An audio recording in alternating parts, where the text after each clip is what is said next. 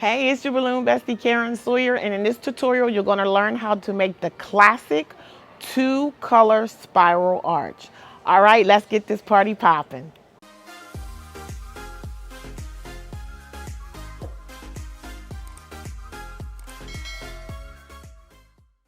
Let's go ahead and get started with covering our bases for the arch. So on the framework, you want to conceal everything as good as you possibly can. So on our concrete pavers, and I'll show you in a minute what those look like, we make sure that we color coordinate that by giving it a plastic table cover, okay? And so again, we color coordinated. If you want to just do black, you can do that, or white, whatever you choose to do. But in addition to making it color coordinated and making everything look seamless, we also are covering the concrete paver so that when we go ahead and place the balloons on the frame, the balloons that sit on the concrete pavers will not pop. All right, so I'm going to go ahead and do that, and then I'll go ahead and show you how we actually attach our PVC frame to our hardware. Okay, I'll be right back. Okay, so I cut my tablecloth in half, and then if I was just doing my smaller framing for my columns, I would go ahead and cut this half piece in half as well. But because this is a bigger footprint, then I'm going to use the whole sheet. But what I have to do is cut a hole in the middle so I can slide it over the piece of EMT, okay?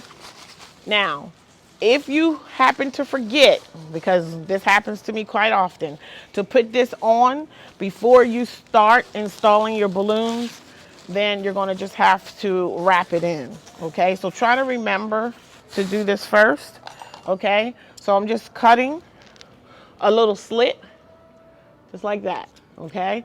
So it will be a hole in the middle of this sheet. See, there's a hole there now. All right, so I'm going to go ahead and put that over the piece of EMT,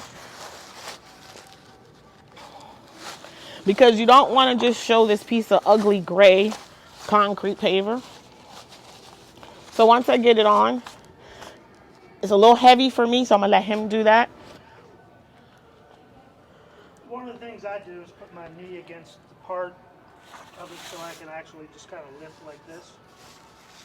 It makes it a little bit easier, otherwise it's harder to lift. So I do one side, then I go and do the opposite side, and again I'm putting my knee against it so I can just lift up.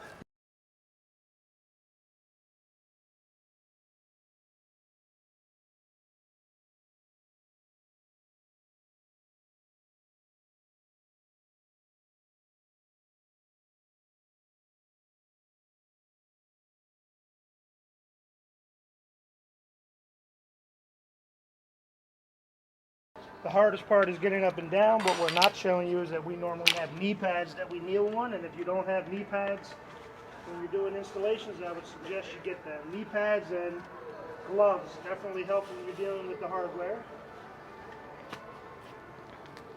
All right, so we're going to go ahead and get the other side done, and we'll be right back. Okay, so we're back.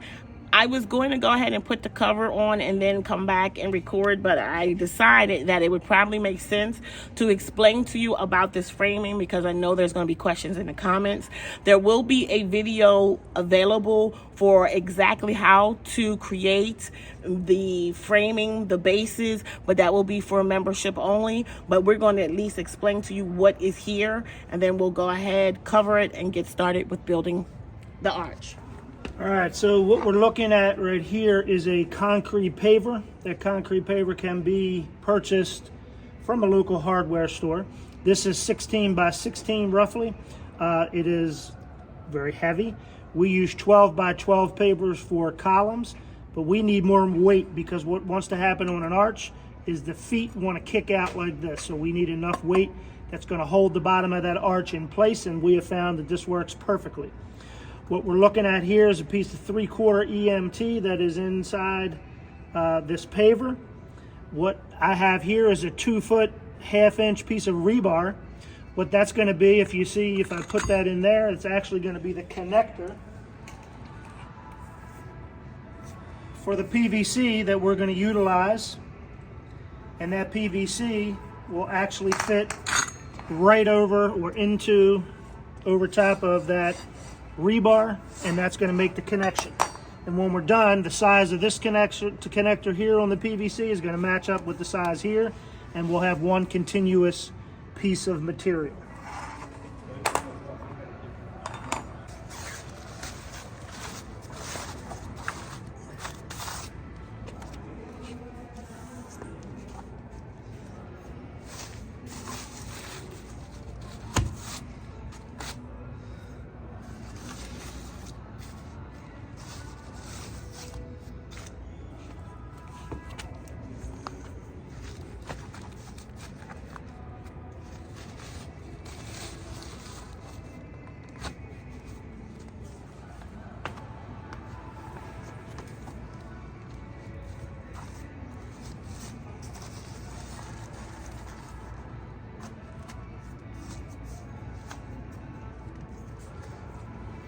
Okay, so now that we have covered our base, both sides have been covered, we're going to go ahead and put in the rebar. If you're enjoying this tutorial, hit that like button. It does help my channel out a ton, and it is a super small free way to show your support. Thank you, and let's get back to the tutorial. All right, so the bulk of the arch is constructed from PVC. In particular, this is electrical PVC. This is 1/2 inch. The brand name here is Cantex, but it's Schedule 40 rigid PVC. The interesting part about this PVC, and the part that we like, is that they come in your local hardware store in the electrical aisle in 10-foot sections, and they have what's called bells on the end of them. Those bells are actually connectors, so they allow you to connect one piece to another piece like that. All right, so what we're going to need to complete this job are 3 10-foot pieces. And I'm telling you now, what we're going to do with 2 of them is we're going to keep 2 pieces that have bells.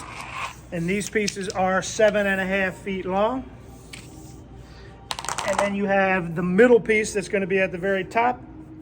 And you do not want a bell on either end of that one. And that is going to be 5 foot long. And before you get started, just measure half of that, which would be 2.5 feet from either end, 30 inches. Mark the center. That's going to be important for particular types. Since we have a number of different sets of these, I actually number each of these 3 pieces so I can keep a set together. This is our second set. We have a number of different sets of these poles. You'll see that I marked the 2 on the end of each bell on the other ones as well. All right, so what we're going to do now, we basically put our arch together, pretty much the middle section of it on the floor. And that is because with our installation, you pretty much will not need to have a ladder. So to do that, we're going to go ahead and get started. So you're going to take that middle piece that has your center mark, and we're going to put it in one end of the bell. And when you connect these, what you'd like to do is you're going to have to twist and push together and get it as tight a connection as you can. This is where it helps to have gloves, and particularly gloves that have rubber on the outside of them, because you get a nice grip. But you're just going to push that in as much as you can, twisting while you're pushing. So twist and push and get a nice tight connection. And then what we're going to do in a minute is we're going to tape this up. We're going to do the same thing with the other piece and the other bell. And we're going to connect that here. And again, when I make that connection, I'm twisting and pushing to get as tight as connection as I can. Okay? And now we have 2 joints that we're going to tape up right now. All together, we're going to end up with 4 joints, because when we connect it to our base that you saw earlier, we're going to tape where this meets the metal piece that's sticking out of the paver. So we're going to have 4 connections that we're going to end up taping eventually when we put this together. I'm going to go ahead and tape these 2 right now. We use duct tape to tape this together. I'm going to take a section, a piece like this, and what we like to do is sort of an H tape. So I'm going to cover it long ways that way, right over that joint. I'm going to smooth that out all the way along here. And then I do the same thing on the opposite side. Turn it over and tape on the opposite side, again centered over top of that joint.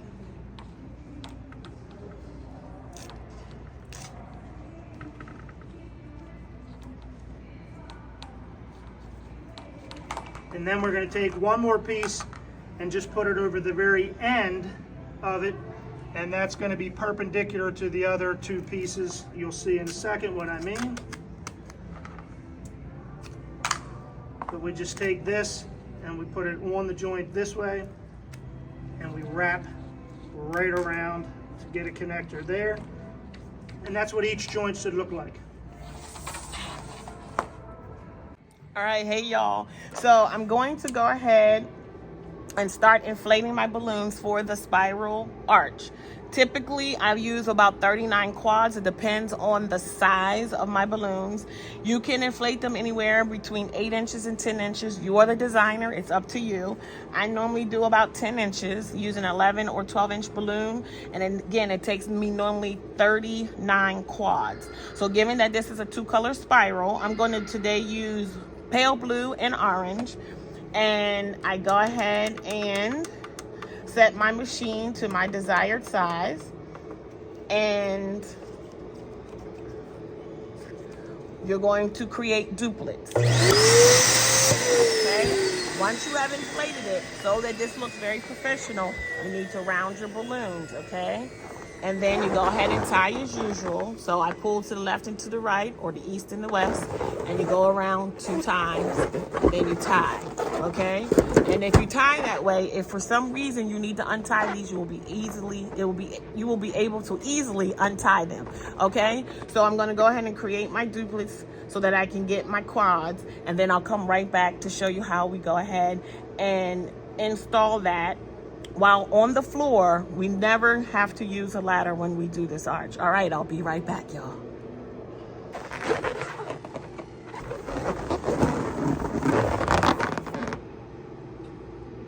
Okay, so we have all of the balloons inflated. We have 39 quads, 156 balloons, and we'll go ahead and get started with placing the balloons onto the PVC. All right, be right back. All right, y'all, so this is my sidekick, Mark.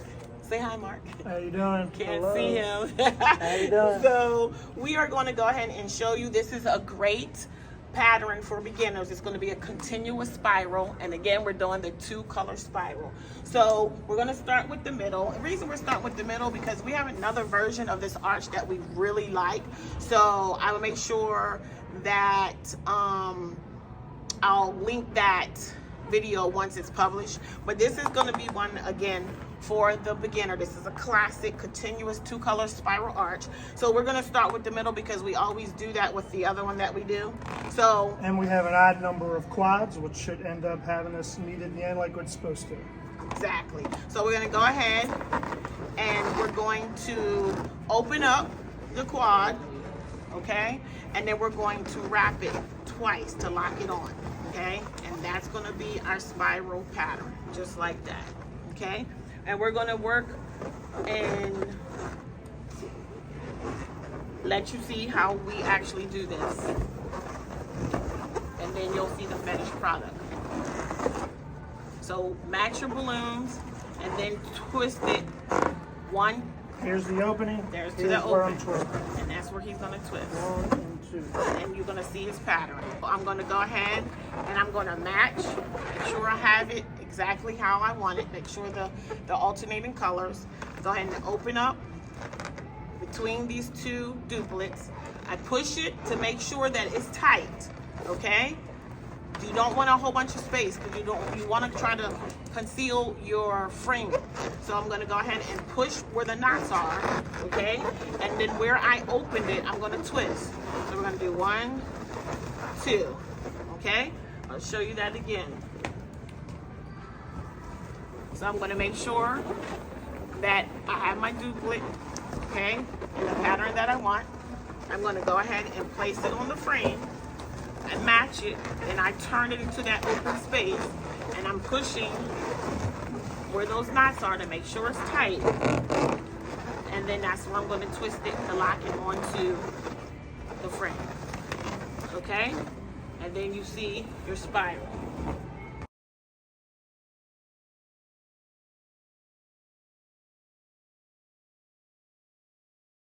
So if you are fortunate enough to have a helper when you're doing this installation, a tip that I have is have them hold one end because of the pressure. It will make it so much easier for you to go ahead and place your quads onto the pole. Okay, it really is helpful.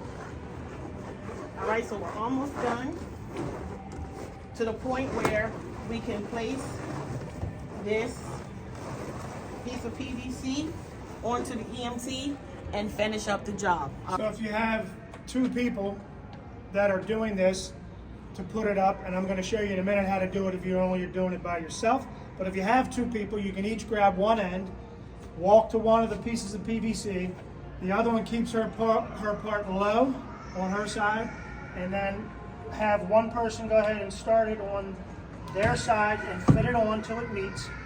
And then on the other side, she'll be able to do the same and lift hers up to the point where she can connect it and push it down till they meet. So that helps you to have been able to do everything so far without having to be on a ladder. Okay, so right now what we're going to do is show you how to go ahead and place that piece of PVC onto the base if you are installing alone. All right, take it away, Mark. All right, so if you are installing this by yourself, what you want to do is you want to take one of your bases. I'm going to choose this one, and I'm going to put it on the side just like that. Okay? Then what I'm going to do is I'm going to take one end of the PVC that I already have balloons on, and I'm going to go ahead and I'm going to line that up with that rebar, and I'm going to go to the connection just like that, and I'm going to leave it just like that. Then I need to walk to the other side and grab my other end of the pole. They need to see that other end, and what happens on the other end is that as I'm gently lifting this, that's going to go down to the ground just like that. It goes in place, and then I make the connection over here by placing the PVC over top of the rebar until it meets the connector right there. And then once again, make sure you tape the two joints before you forget to put the balloons on without taping those. The next thing that we're going to do before we actually forget to do this before we finish, because we have done it before, you don't want to put balloons on this until you tape this connection. Number one, it could be a little rough right here, but you also want that to make sure this does not come apart. So we need to tape both ends right now before we continue. I'm going to tape this just like we taped the first two connections with the PVC. We're going to do an H tape, so I'm going to put one piece of tape right there, long ways along the pipe on one side. I'm going to put another piece long ways on the other side. And then we're going to run that middle part of the H right through the middle where it actually connects. So it's 3 pieces of tape, and that gives you a strong, secure connection. Again, this one's going perpendicular to the poles and right over the joint, and it's just a wrapper straight around just like that. And that gives you a secure connection. We need to do the same thing on the other end. Okay, now that we have taped it, we're going to go ahead and finish installing the quads on the PVC. All right.